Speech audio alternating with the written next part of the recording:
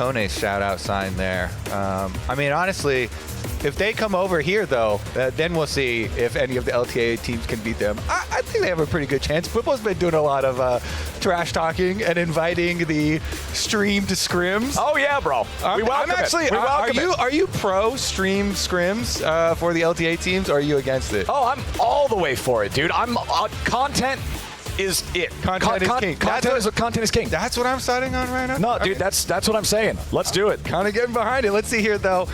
Final lock-in will be some more team fighting, some defensive pickup here with the Braum for Huhi, since so many of the engaged ones were targeted and taken off the list. All right, let's see. We've got...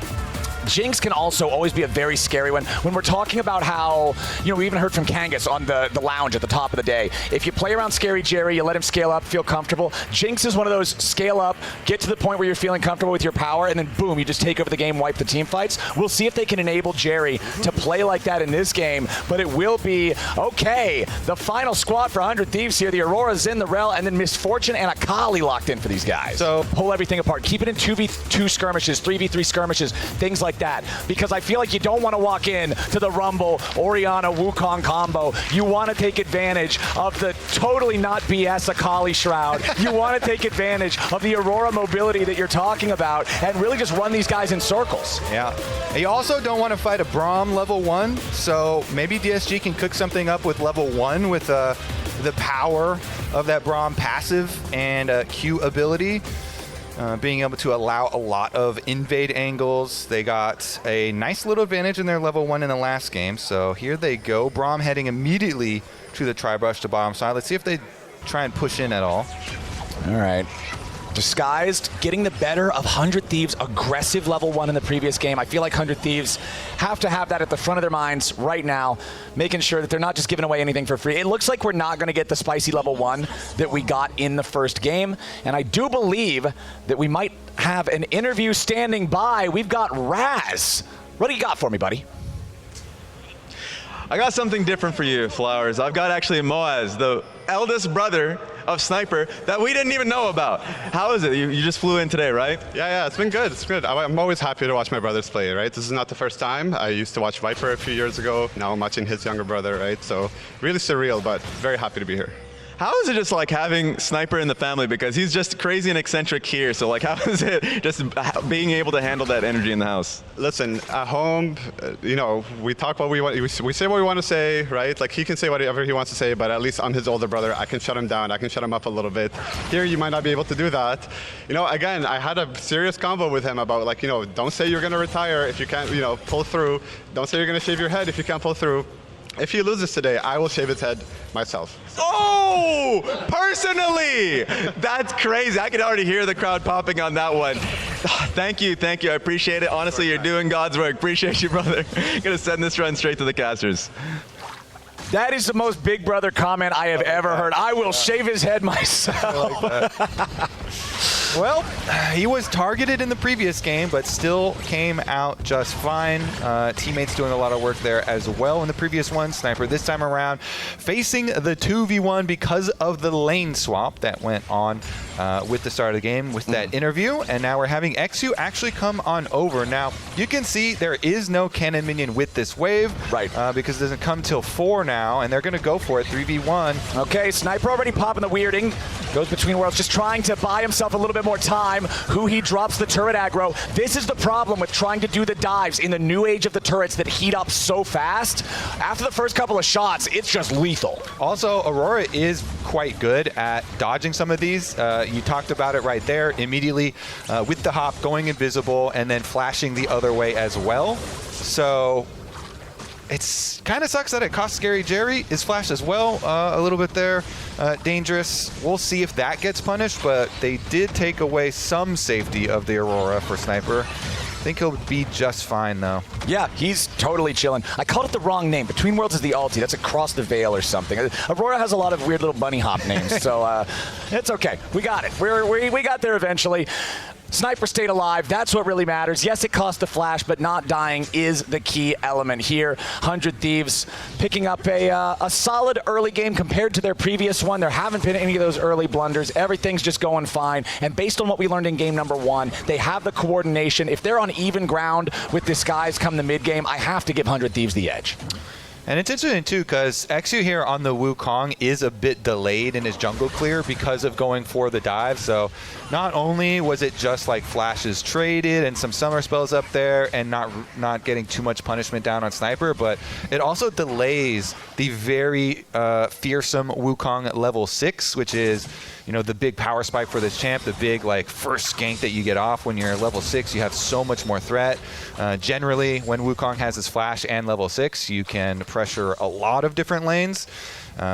Generally in this game, though, we'll probably be looking bottom lane since Sniper and Quid both are playing very mobile champions. Both have a lot of ways to avoid those ganks.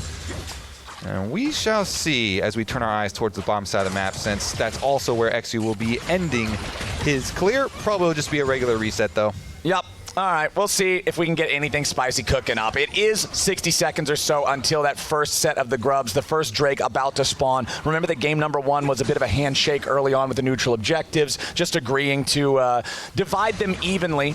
Abbedagge here on the Orianna, just continuing to try to farm up as Quid puts as much pressure on him as he can. The 5-point strike spam from Akali can be so obnoxious. And I do look bottom lane again. River here, because he's got his level 5 on Xin, just did his smooth full clear, has a bit of an advantage and walks towards that bottom side. Not going to overextend themselves, though. Huhi and Scary Jerry play just safe there, no problem. And of course, it is a Braum. Even pre-6, very, very hard to pull off those ganks on. Ooh! And Castle just cooking him there, man. That flame spitter, once you're in the heated up state, is just so deadly, and Sniper was in almost the entire duration of the thing. yeah. Very nice. Even if you hop back, even if you're invisible, the AoE just burns you down. Castle really thanking the rest of his team for burning out that flash, you know, trying to make it worth it, trying to punish and push him out there. Now we got the reset, though. Quid's heading back topside with level 6 on the Akali as Xu starts out these grubs, and River does get his ward in. Okay, both of our junglers level 5, all... Well, just mid laners level 6, top laners still level 5 too, excuse me. And if you look at the bottom lanes here, it's really the big difference is the reset on bottom. Quid first blood. They both hit level 6. It's too easy for Quid with a perfect execution. Burst the Rumble down before the fire can truly be a threat. So that's not only first blood going over to 100 Thieves, it means control over the top half of the map. It means an uncontested first set of grubs. Really good lane assignments here from 100 Thieves after that reset. They got their bottom lane into mid lane so they could get control over the grubs. And then with the solo kill here, Quid had... Wait a second. Abbedagge.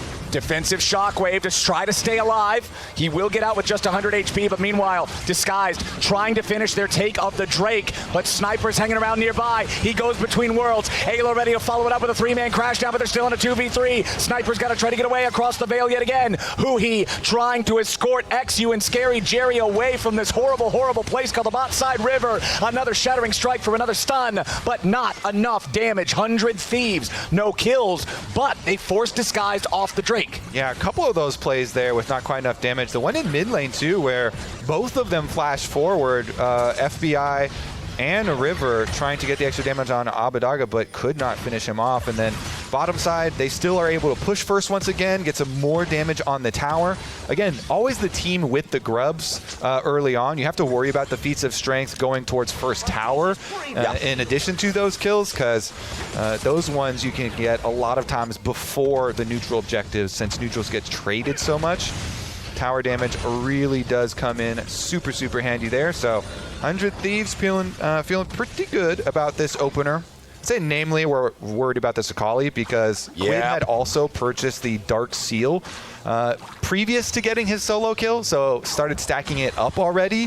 Whenever you're Akali and you get your kill on your first ultimate and you already had the Dark Seal and you're starting to stack up, it's like very, very nice feelings for snowballing. And again, from draft, when you're targeting these immobile carries of Orianna and Jinx, and Orianna already got the flash blown, Quid is definitely feeling very good about his opportunities in this game. Yeah, a reminder, last game he did go deathless. Didn't quite have all of the kills like we said that his bottom lane carry in FBI did, but Akali is the perfect type of champion to pad your kill stats with if you're unhappy with the low number in the first game. Plus he has so much, catch on his team with an Aurora, with, well, FBI. Okay, XU working together with Castle, though, and FBI gets busted up top lane, 2v1. They commit both the ults, and they get their target. Yeah, nice job. That's that Wukong ult and flash available. It's like, it's so hard for especially like a Misfortune. Nicely done there by XU, heading up to work once again with Castle. I mean, he called his shot. He was like, yeah, I'm going to do a lot of games with Castle in their, their trash talk, and he has done in both games. See if this will be enough, though. The Rumble getting some early money, very nice. So Castle getting some cash in there. He invested very early on into the Merc Treads because the magic resist as well. Going to be quite nice with the double AP solo laners. You could see River on the approach to the mid lane there, seeing if maybe there was an angle against Abadaga, but then they see Castle clearing out the control ward on the other side of the river. They decide not to go in for that full-on 2v2 there. As we're waiting for the second set of grubs to spawn in less than a minute, here's a friendly reminder that subscriptions to the LTA North Twitch channel are now open. You can subscribe to the channel, get yourself some exclusive channel emotes, have all the usual channel perks that you think about when you think about subscribing. So hell yeah to everybody that subscribes and supports the stream through that. And we'll see just exactly who's going to pop off with this next set of grubs, Kobe. I feel like they're always contested on the second trio. And some of the big things are going to be support ults for that grub fight that you're looking at, Flowers. This is going to be the time to shine. Braum very good at stuffing some of these engages, some of these big team fights. So we'll see about who he's positioning. Meanwhile, Ayla's been very proactive, so both in the previous game as well as this one with the possibilities on Rel, and currently soaking some damage hovering here in the river versus Abadaga, getting small chunks taken out. All right, who he tries to throw out one of the winner's bites, doesn't connect on it. Ayla, not afraid of these guys whatsoever, wants to play forward and aggressive here in the Rel. Again, stepping away from the winner's bite. River's going to be your target, drops the Crescent Guard immediately, but a big Rumble ulti comes down over the top. It's enough to cook Ayla, it's enough to cook River. Sniper goes for the Between Worlds, and Quid is going into the back line. He's already found the first kill. He's about to go for the second. Abadaga is down, but Castle takes out the Akali. It's a bloodbath both ways. Scary Jerry tries to get another, but Sniper and FBI are now on the hunt. Jerry gets away, but it's so many gray screens, Kobe. It truly is, and honestly, it started out so well for DSG, getting that pick. Abadaga, he gets the shockwave onto River, and they're able to start getting some kills early, but then once the Akali arrives, once Quid is able to get there with the teleport, he answers back. And so we do end up with a 3-3 there. Score tied at the top as well. But in this game. Critically, Disguised hit 3 first, so that's Feat of Warfare for them. Okay, so here it is. Xin Zhao kind of notorious for being an easy pickoff because he has no dashes, but did buy a little bit of time with the ultimate there. But really the kicker, once Quid arrives and once Sniper arrives, these two solo laners, 400 Thieves, do a lot of work. Scary Jerry trying to do something from the back, but even with getting excited, yeah. Not able to finish that one off quite at the end and survive for himself, but still think it's going to be quite big here as Quid finishes the Proto Belt and does still have Flash. The active items for mages can feel so scary when you get them online early, just adding that extra bit of damage, that extra punch to the rotation, getting that slight bit more that could have prevented reactions like the previous one that stay alive, finish off the target. 4-4 games still, like you said, slight gold lead for 100 Thieves. The first Drake is still on the map. After 100 Thieves scared Disguised away from it, nobody's bothered going back.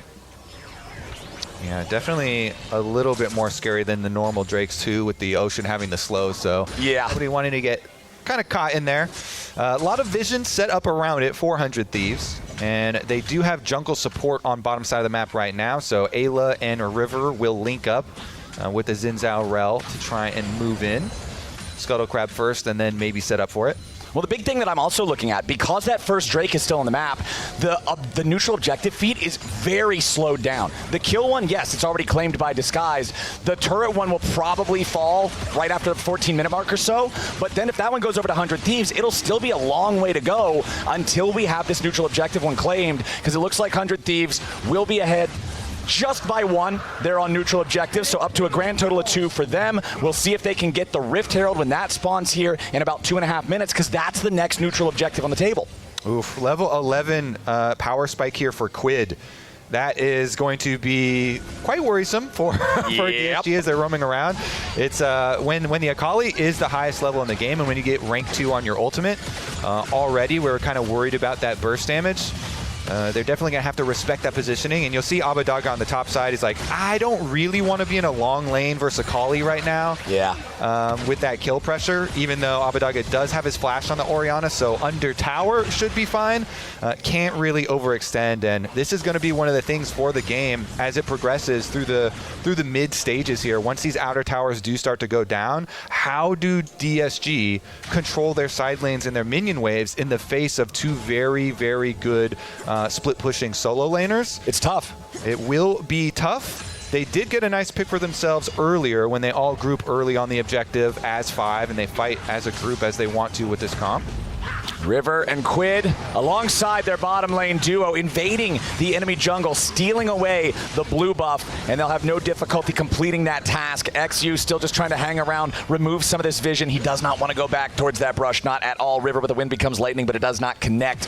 Who he and Scary Jerry looking to wrap around here, maybe punish the overstaying members of 100 Thieves as Ayla has to try to use the crash down to get away, but it ain't gonna happen. They overstay their welcome, and Disguised kicks them out of the house. Ayla punished here by XU. Wukong finding it. Abbedagge here getting the assist on the Orianna. Feels nice there. Nice little bit of punishment. Again, this is the team that if they're getting free kills in the mid stages where there's not a neutral objective, where they're able to group up and use their full 5-on-5 like that, that is an extra cherry on top for them. Oh, yeah. We're not really expecting to get a lot of picks and stray kills between the objective timers, but very nice to do so. And XU here on the Wukong, super popular jungle right now, very effective in solo queue as well, with the exact same build that he's going for right now, the Trinity Force damage carry. We'll see as next objective coming up fairly shortly here. Sniper does have teleport, Castle has teleport, so both those side laners that are far away from the Herald have the possibility of joining. And with 100 Thieves claiming the first turret down there in the bottom lane, we saw Sniper taking that one as Castle rotated down just a little bit too slowly. 100 Thieves will also be able to secure feats for themselves if they get this Herald. Time to group. They're the ones starting it up first. Disguised, aware of this, they want to stop. But if Disguised gets it, they're just going to hold off the feats. They're still only at 1 themselves, so then it'll still go on to the next Drake. Disguised moving up. Castle's going for a recall too. He just hit level 11, rank 2 ulti on the Rumble, going for the purchase and teleport in. Here he comes. Yep, he's going in behind the Rift Herald pit. He wants to be able to get a flank angle here. Quid goes over the wall with a blast cone. Crescent guard for the Zinjao, keeping himself healthy enough here on the front line. Quid jumps in and immediately drops the smoke. Castle's trying to burn him out of it. Quid has to shuriken flip back away to try to keep himself alive, but the Super Mega Death Rocket does not connect. Scary Jerry looking to get away, but the wind becomes lightning. Chases after him. River goes in, but he goes in alone. He goes in to die. 100 Thieves. They end up trading a 1-for-1 there as finally they get one back with FBI shot, making it even. River traded away for Castle. I actually surprised there. Abbedagge lived on the end with Orianna getting chased through the jungle. The rest of the team, though, XU circling around. XU comes in. Beautiful shutdown there on the enemy carry. FBI's down. Sniper taken with him. Quid hiding out in the smoke. He has to flash away or surely he would have been gone too. Big moves from DSG. Abbedagge is surviving the 1v2 in the jungle and getting back to his tower to teleport out, allowing for this flank for XU, circling around their dying tower. DSG, they get the rebuttal, they get the last laugh. Here's another look at how it started with the deep wards being placed by Ayla.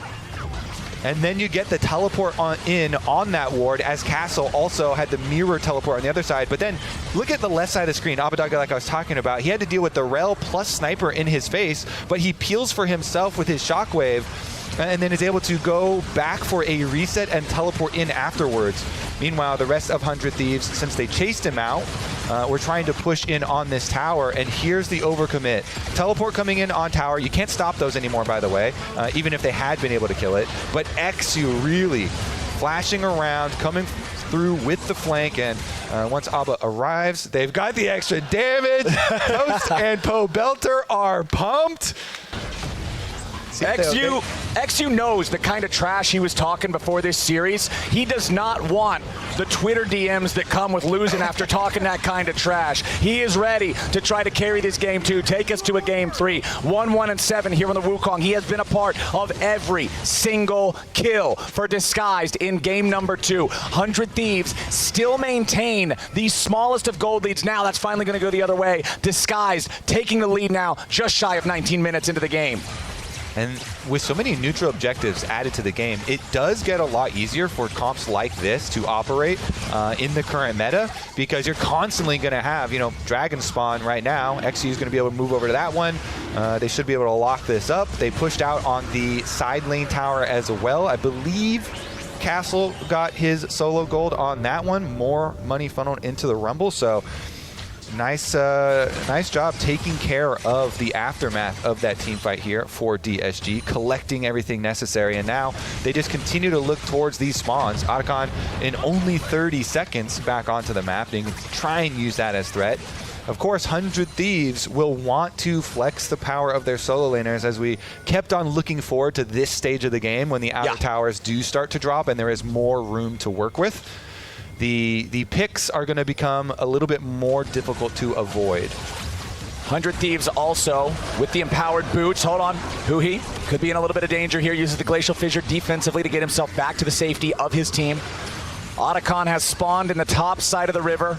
Voracious yet again. That's almost always the one that you're going to see in pro play. As 100 Thieves and Disguised dead even in gold, even on the Drakes, even on the Grubs. The game is on a knife's edge. One really decisive fight one way or the other can tell you the pace of the game for the next 10 minutes. And I'm looking at a nice 2-item power spike here for XU on this Wukong. There's a reason this jungler is so popular in solo queue right now. A lot of carry potential, and we've seen XU not only flank around for that team fight, but also got the earlier pick on Ayla. Like, Rel is not that tanky when faced with the 2-item Wukong right now with the Conqueror, so we shall see. He's playing good defense right now.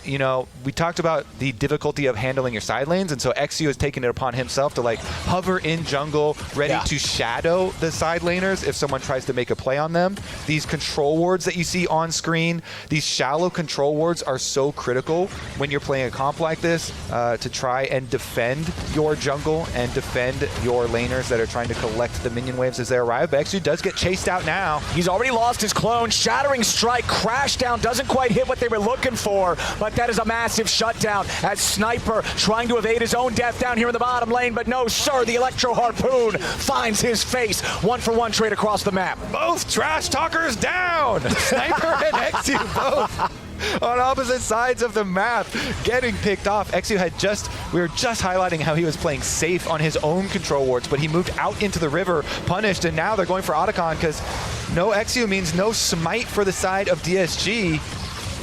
FBI with 2 fully completed items plus an additional BF sword. Plenty of damage there alongside River, but it looks like DSG is not willing to accept this as a freebie. Otacon still at about 6,000 HP. Castle stepping up, trying to stop him, but remember there's no equalizer here on the Rumble. Quid trying to go after the remainder of DSG, drops the smoke, immediately backs himself back away. The bullet time flies out. Scary Jerry trying to stay alive, but River's already been killed. Sniper makes his way in back from the respawn now. Huhi trying to get out. Abadaga tagged by the Shuriken flip, has to flash back over the wall to stay alive. Castle and XU both scrambling for positioning now as Otacon stays alive and everybody else leaves. Ooh, what a dangerous one. Again, more casualties on both sides, but the flank from Quid and Ayla there is able to put enough pressure on Scary Jerry to not only kill him, but they got both summoner spells in the process.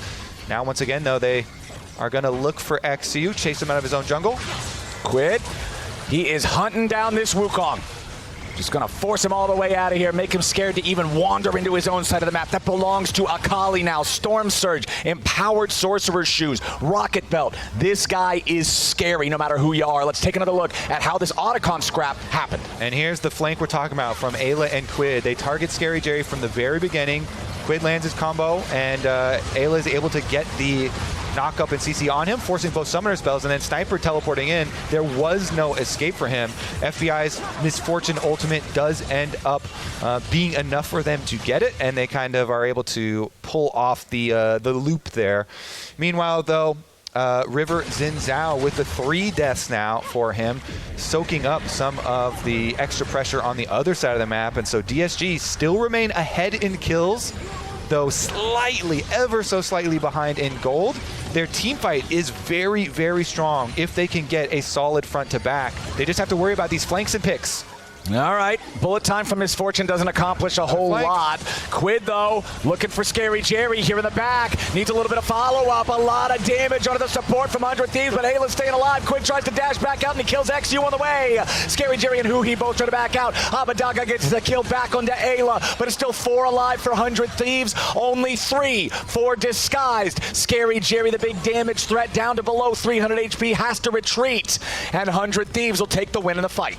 These flanks and these teleports in are ripping DSG apart. 100 Thieves proactively, constantly looking for these angles and finding another one there. Even though it got dicey in the jungle with all the AoE coming out, they still are able to pick up the extra kills. And this time around, they're rewarded with another objective.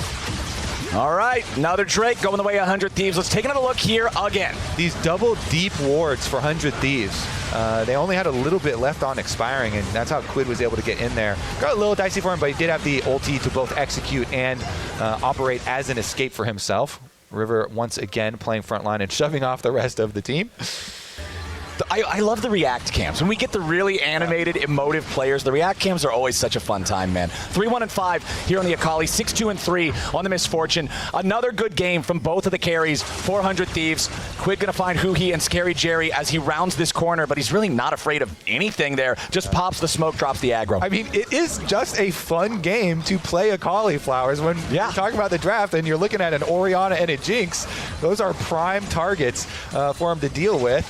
Now, this time around too, XU does not have the flash on the Wukong, so we shall see how cautious DSG are in their setup, trying to get some vision around this Baron.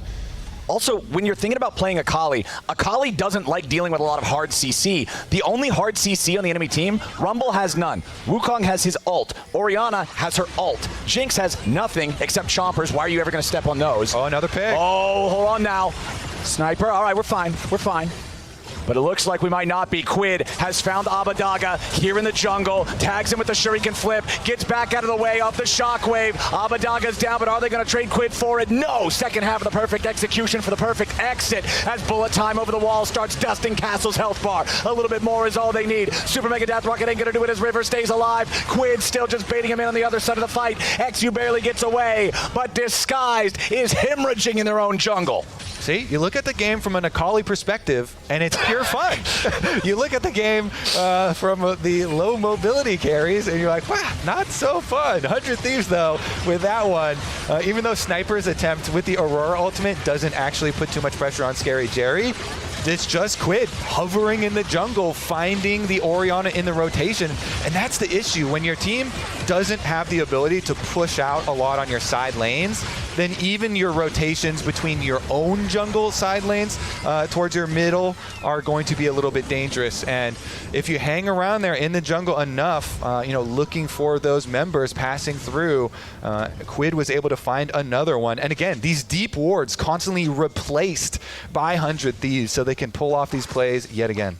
Mid-diff, quid-diff, man. This guy is absolutely creating the gap between these two teams as this game goes on. They've got the Otacon now. They've got the False Life. It's 2 Drakes to 1 for them. Next one's not going to spawn for a couple of minutes. There's nothing really on the map to contest other than those damn structures for Disguised, and I think 100 Thieves are tired of looking at them. Yeah, and they also are going to create a very dangerous trap around Baron. They've got double control wards down here. DSG just going to run in, though. They're running after it. River might be in a little bit of danger here. Drops the crescent sweep. FBI's already going to lose his first life on this one, but Quid jumps into the back. Another withdrawal coming out. Really well thought from Disguised. Honestly, huge from them.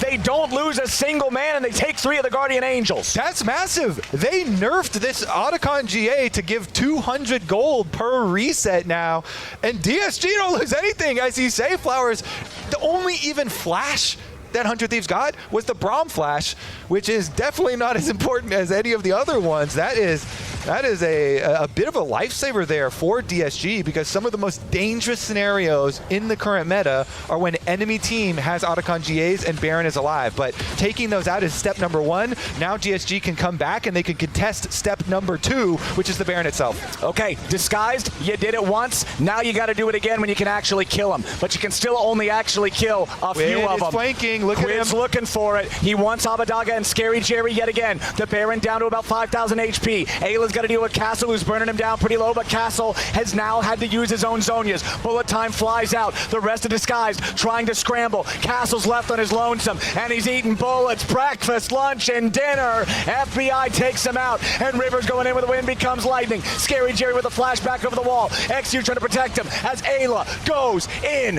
who he has sacrificed, and FBI's ready to kick Abadaga's front door in. 100 Thieves take 3. They're going to take that tower as well, Flowers. I don't see them stopping. Inhibitor will go down. We're getting the recalls, getting the reset here. The defense from Scary Jerry and XU is going to be difficult.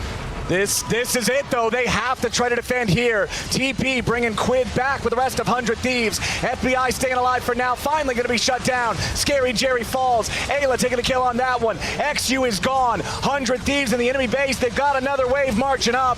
Nexus turrets will melt like butter. And the hot knife is 100 Thieves. 17-14. It's going to be another 30-minute game. Quid's just having a little fun with it. River wants to end the game. GG 2-0 100 Thieves.